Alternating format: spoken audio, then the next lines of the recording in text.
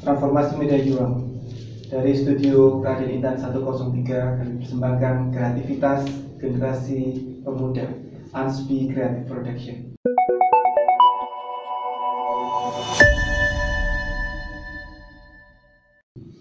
Assalamualaikum warahmatullahi wabarakatuh.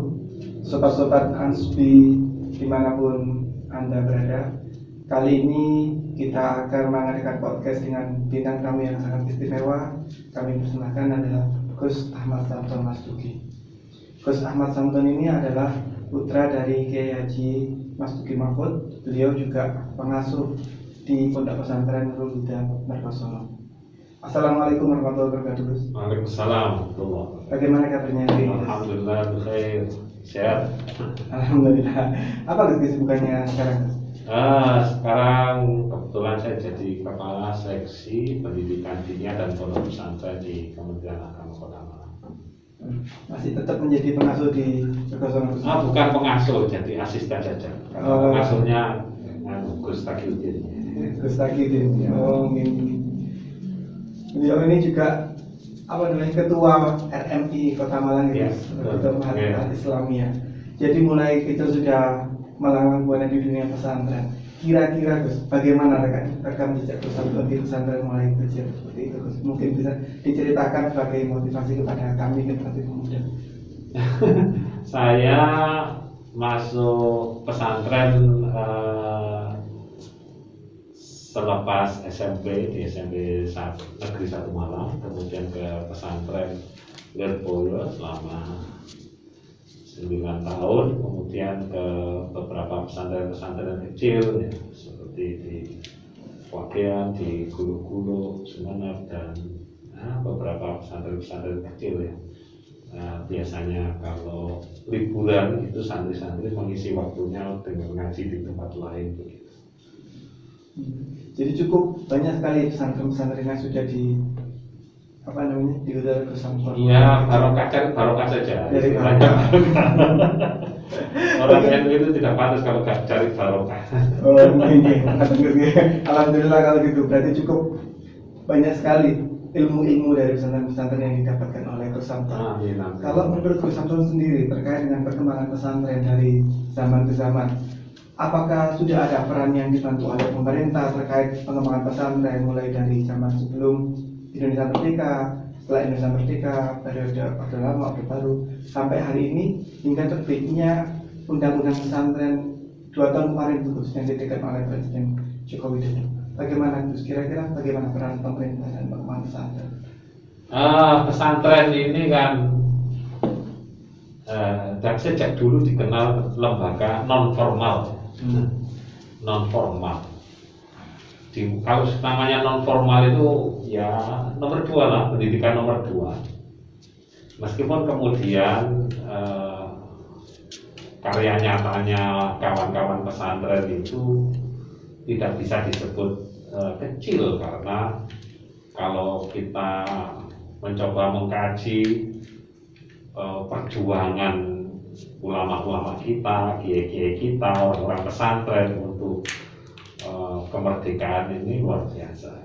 Jadi sampai satu hal yang dimotivasikan orang tua saya untuk jadi pegawai negeri itu hanya satu pesannya, jangan diniati macam-macam, jangan diniati cari kerja, hanya niati satu, niatkan ikut membantu menghidupkan negara ini menjadi tinggalan para kiai.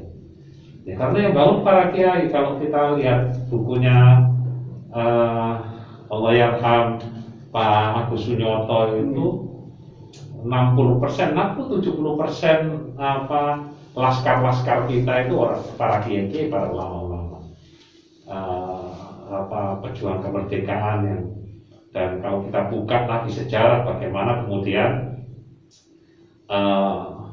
pemberontakan kecil itu adalah pemberontakan dalam tanda kutip para kiai yang tidak terima ketika Pak Hatta membuat standarisasi minimal harus untuk jadi tentara harus SR, sementara kiai tidak ada yang punya ijazah formal, tetapi dia dari sisi jenjang karir sudah sangat tinggi, sudah jadi komandan macam-macam.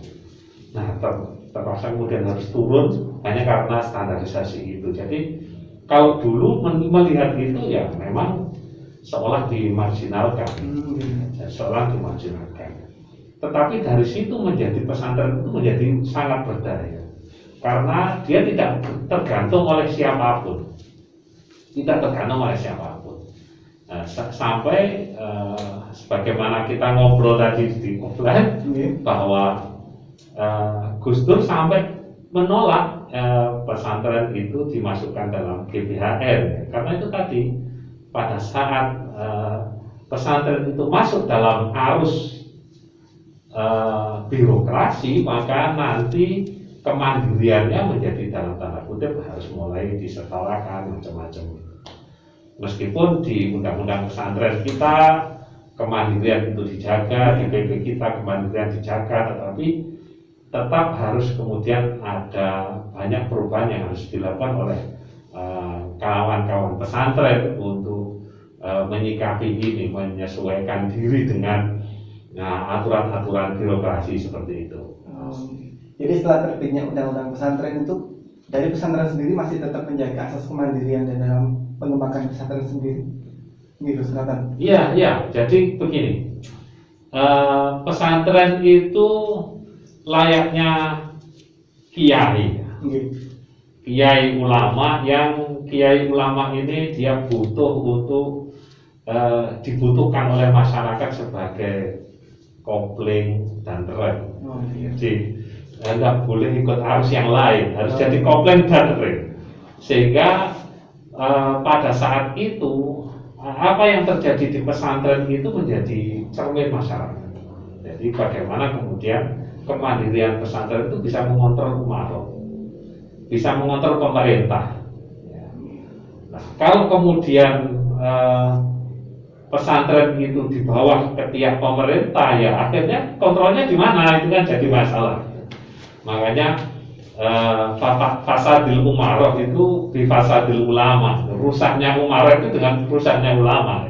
Lah, maka bagaimana kemudian kita menjaga undang-undang pesantren ini tidak merubah marwah pesantren yang dia harus menjadi penyeimbang pemerintah. Begitu. Bagus sekali, bagus sekali diunjukkan. Ya, siap. Ngobrol bersama para tokoh-tokoh nasional dan internasional. Selanjutnya Gus, mau diunjuk.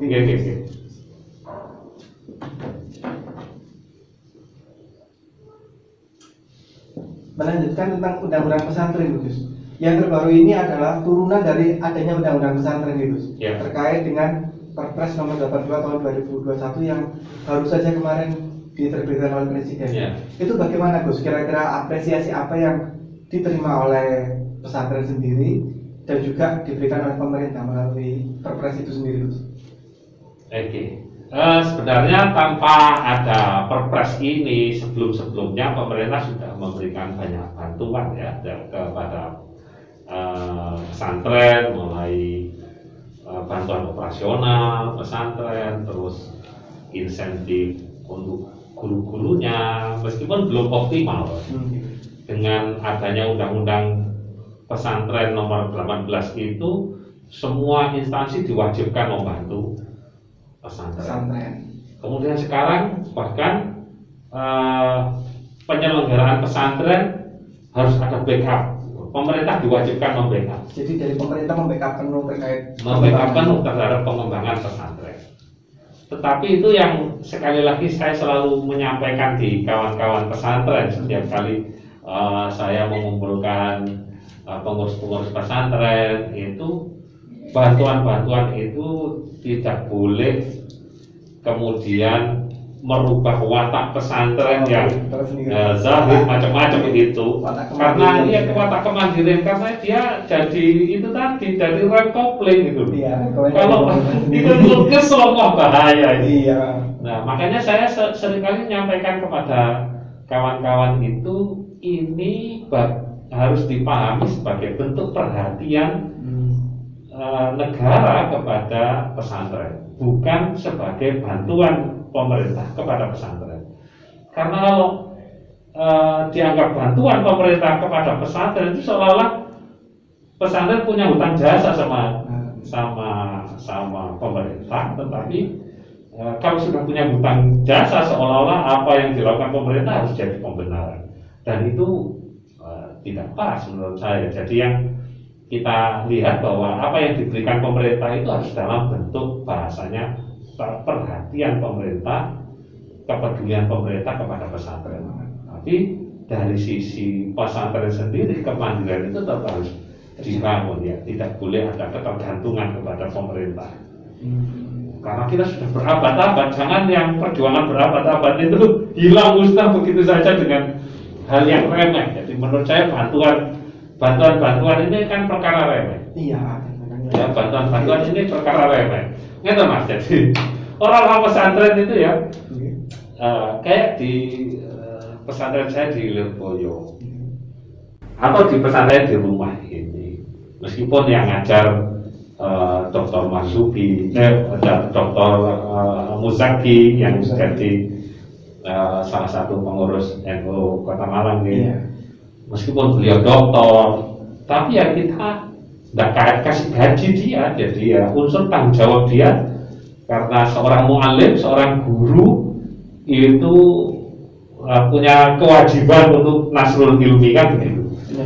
Lah itu kita jaga ya. Jadi kalaupun kita beri sekedarnya, tetapi untuk ukuran seorang dokter digaji seperti itu gak cocok ya. Dan itu kita jaga. Karena apa? Karena itu tadi, kalau sudah kita ketergantungan, itu bahasa kasarnya, wah nanti sebentar lagi saya dapat gaji dari sana. Nah kalau sudah masuk bahasa itu unsur keberkahan pesantrennya jadi kurang. Jadi kurang. Itu makanya saya tadi matur, saya sampaikan bahwa sebelum dakwah kita ini harus kaya raya dulu, biar tidak harap amplopnya. Tidak mengurangi keikhlasan kita. Iya betul. Terus yang ini Gus, di Perpres itu kan juga diatur dana abadi pesantren nih. Namun dan itu sebenarnya bagaimana teknisnya Gus? Apakah itu dananya disediakan oleh pemerintah atau pesantren harus mengajukan dulu? Karena kan untuk pesantren-pesantren terutama yang di kalangan NU yang sudah salah itu kan tidak mau mungkin atau tidak berkenan mendapatkan bantuan dari pemerintah, itu bagaimana Gus? Kira-kira untuk menyeimbangkan itu? Oke, jadi kalau bantuan-bantuan yang ada selama ini itu biasanya kita mengajukan. Jadi ini nih ada bantuan, jadi dana abadi itu saya belum tahu teknisnya seperti apa, karena ini baru PP, belum ada peraturan Menteri Agamanya, lain-lainnya itu juknisnya belum ada. Kemungkinan negara akan men-split dananya, yang dana itu menjadi dana abadi, diputar. Nanti hasil pemutaran itu khusus untuk pesantren-pesantren, biasanya seperti itu lah. Kayak dana abadi haji dulu yang kemudian porsinya diberikan untuk banyak hal. Jadi kalau ini mungkin kemungkinan dana abadi negara. Cuma itu tadi kita harus mulai berubah dari dalam sistem manajemen pesantrennya yang tidak boleh lagi model ala kadarnya, semuanya harus mampu dipertanggungjawabkan oleh pesantren lebih baik dari yang lainnya, bahkan harus lebih rigid, lebih rinci dibanding orang-orang birokrat. Karena apa? Karena mereka uswah, karena mereka warasatul anbiya itu. Begitu. Iya. Jadi jangan sampai adanya Perpres ini bisa menjadi bumerang nih. Itu yang jenengan sampaikan kemarin di tagline berita. Jangan sampai menjadi bumerang terhadap pesantren itu sendiri. Itu bagaimana penjelasannya? Oke.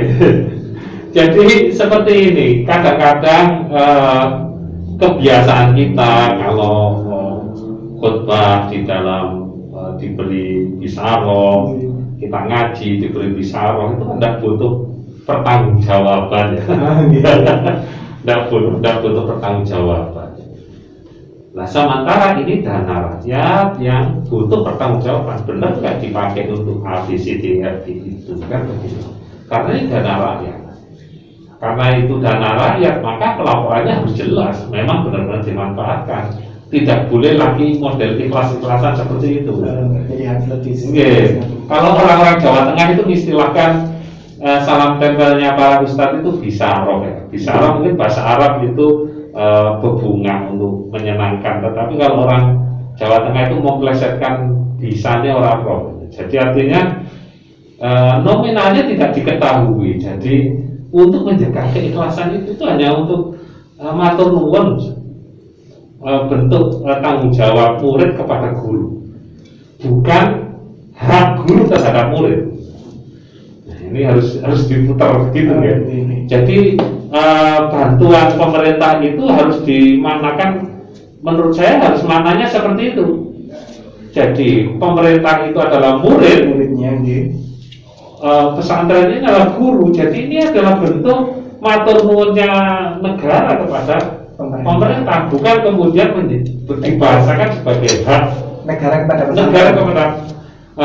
hak pesantren kepada negara. Itu hak saya, wajib kamu beri. Jadi saya sedikit agak mengkritisi daunnya Yai Marzuki ya, kalau saya kurang cocok kalau kemudian ya jangan diribetkan dengan urusan laporan-laporan lah. Nah itu masih bahasa klasik ya, dimana kita ini kan lebih seneng yang enak-enakan begitu.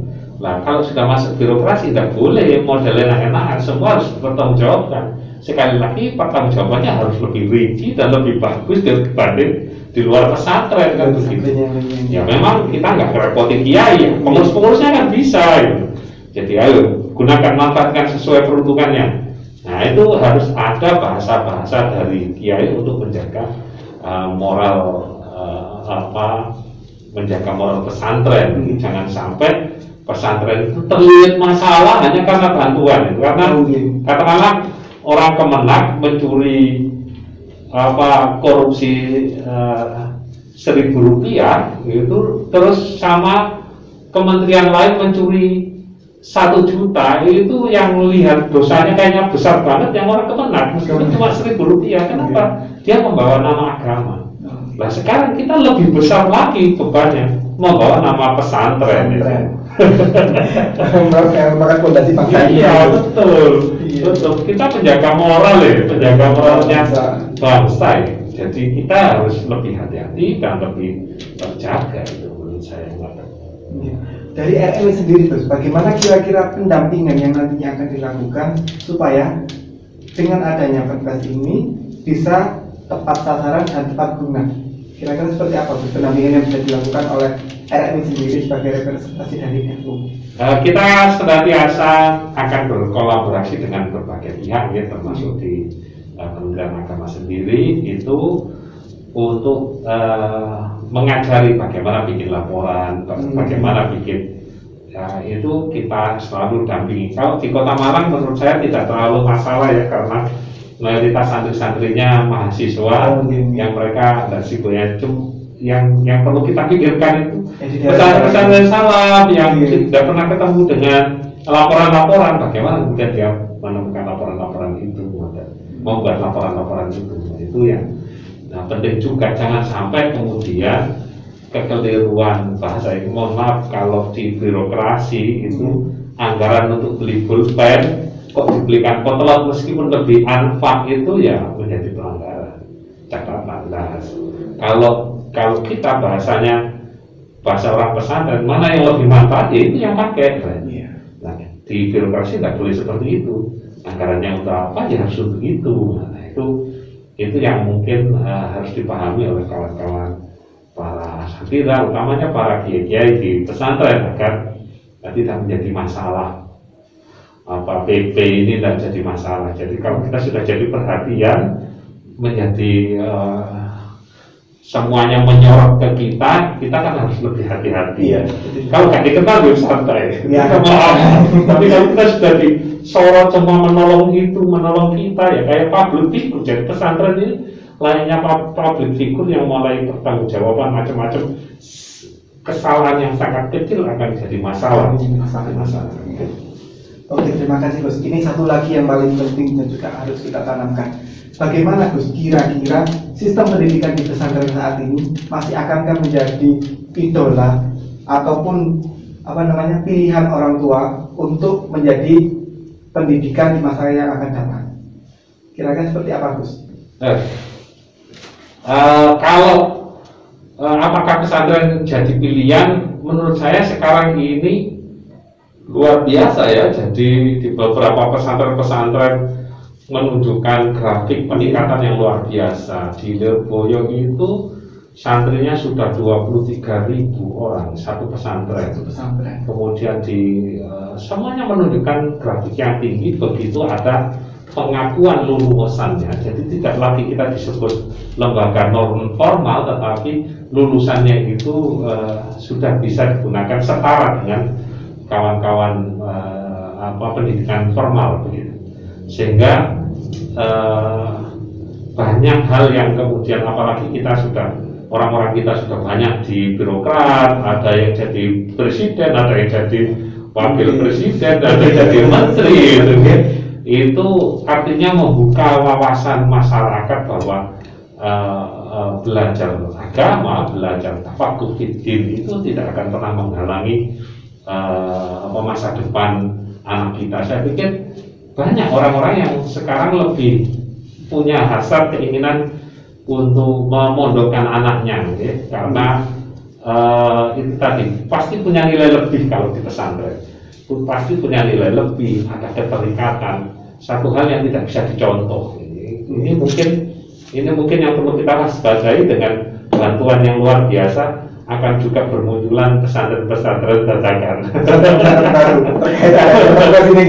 terkait dengan jaminan bantuan itu. Satu hal yang tidak bisa dicontoh, orang-orang pesantren salaf gitu ya, dengan mahat-mahat pesantren-pesantren dadakan itu adalah alaqah qalbiyah, hubungan batin antara kiai dengan santri itu tidak bisa karena tidak transaksional. Nah, sementara di lembaga-lembaga formal lain kan modelnya transaksional. Kiai itu lebih banyak bangkrutnya, kalau kita lebih banyak ruginya kalau dibanding dengan guru di sekolah itu.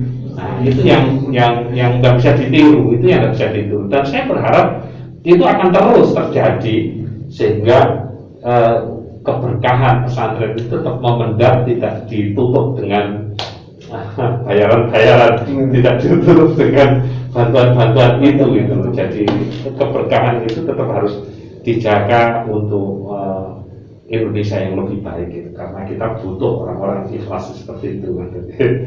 Bahkan ada Mbah Yai Ali Maksum gitu. Mbah Yai Ali Maksum itu punya kaidah lucu yang mungkin kita tidak bisa niru. Mbah Yai Ali Maksum itu punya kaidah, santri itu kalau mencuri asal nggak ketemu halal atau ibadah. Jadi mencuri barangnya kiai kalau nggak ketemu itu halal. Jadi itu tadi. Nah, santri prinsipnya apa? Lu ilmu saja diberikan, apalagi harta. Jadi itu ya. Jadi kiai dan dapat apa-apa dari itu, malah tambah itu tadi. Bahasanya kalau bahasa diperhitungkan itu, katakanlah di Kota Malang ini kiai-kiai yang bikin pesantren, kalau dibuat kos-kosan kan lebih menjanjikan. Tapi secara finansial ini. Iya, itu kalau dari tinjauan finansial, dan menurut saya yang seperti itu harus tetap kita jaga karena negara ini butuh orang-orang muflis ya. Orang-orang yang sangat jelas untuk menggunakan agamanya. Oke, terima kasih Gus atas bincang-bincang kita pada siang hari ini. Semoga dengan adanya perpres itu masih tetap bisa menjaga asas kemandirian pesantren dan juga amin. bisa memberikan pemimpin-pemimpin bangsa ini menjadi pemimpin yang ikhlas dengan belajar dan berilmu dan belajar untuk kebaikan bangsa ini. Matur nuwun Gus atas sami siang hari ini. Semoga ke depan kita bisa lebih banyak lagi untuk memberikan pencerahan-pencerahan terkait dengan pesantren, terkait dengan wawasan-wawasan kebangsaan yang sangat kita butuhkan sebagai generasi pemuda, generasi penerus bangsa ini. Oke, sobat-sobat Anspi dimanapun Anda berada, terima kasih atas yang disampaikan pada siang hari ini. Jangan lupa di-share, ditonton dulu di YouTube Anspi Kreatif, like dan share untuk mengembangkan kreativitas generasi pemuda. Akhirul kalam, wassalamualaikum warahmatullahi wabarakatuh. Waalaikumsalam warahmatullahi wabarakatuh.